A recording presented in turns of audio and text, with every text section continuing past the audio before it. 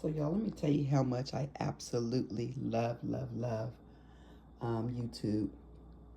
So I have been contemplating this bug situation on my stone fruit trees, particularly my peaches, because that's really the only thing that I had to deal with bugs last year. The plums weren't bad at all. But anyway, a notification came up that Brown Bear had posted a video about just that, what to use to control Mercurio. And so when I was watching his video, I was thinking how familiar that stuff looked to me. And so I started researching it. And it's called Tanglefoot, by the way. And there's another brand called Tangle Trap. But anyway, I started researching it and I found out that the main ingredient is pine resin. So, being the cosmetologist that I have been for so many years, I said, there is something that I use that contains pine resin. What is it?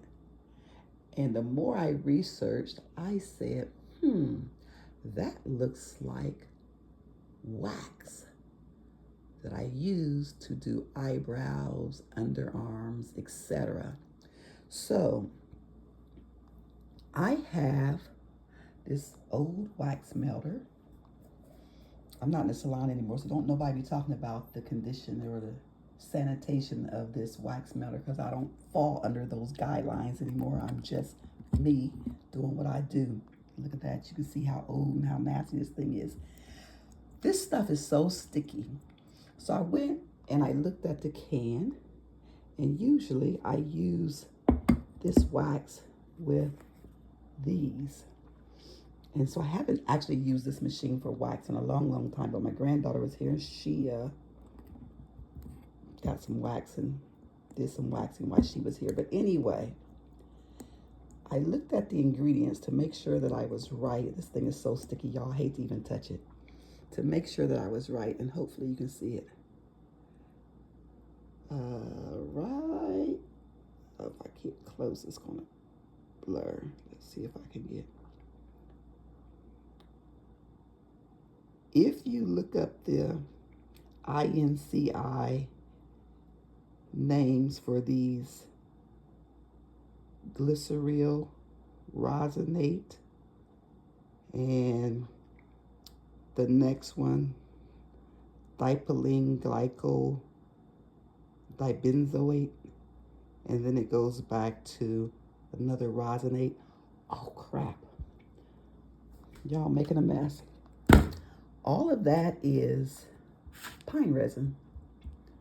So what I did last night, you can't get this crap off either. Well, you can, but you have to use some oil, castor oil, get it off.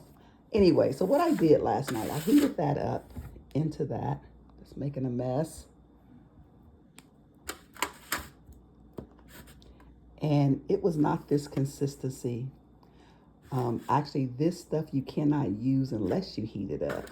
So I was watching another video and a man was making his own and he used castor oil with the pine resin that he had purchased to thin it out. So I put a little castor oil in it last night, heated it up, stirred it in, and this is what I got. And I think this is going to be perfect to put on the trees. I need to stir it some more, and I will, but I have to go to the store to get tape or to put on my trees because the only tape I have is electrical tape, and I have that blue painter's tape that crap will not hold for nothing like this.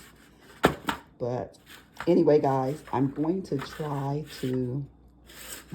I'm going to video me putting this on my trees, and I'm going to try to add it to this video.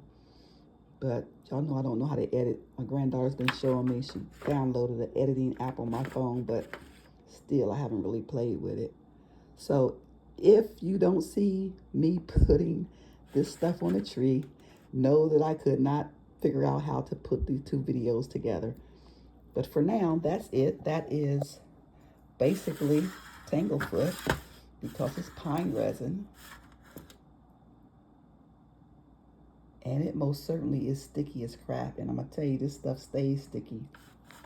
When I first saw him doing it, I was thinking about pulling some propolis from my honeybees, but I knew that was going to be too much work. And this really needs to be stirred. So I'm going to have to find something I can stir it with that I think won't break. I'm going to try this spoon. If it breaks, I'll just have to get another one. All right, guys, that's it.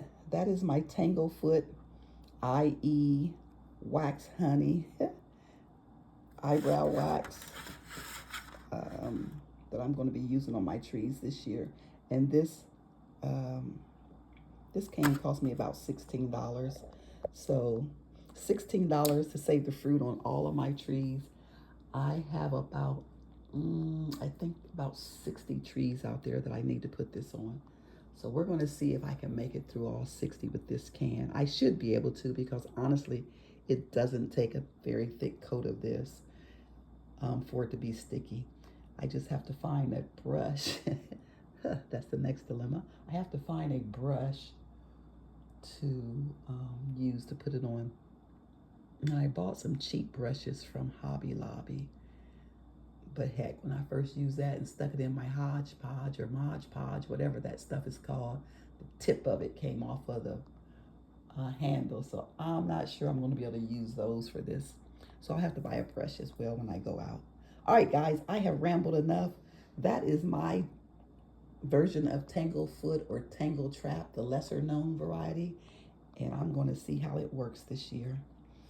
So I'm going to say this just in case I can't get that other video up of me actually applying it to the trees. There will be a part 2. But for now, as always, thanks for watching.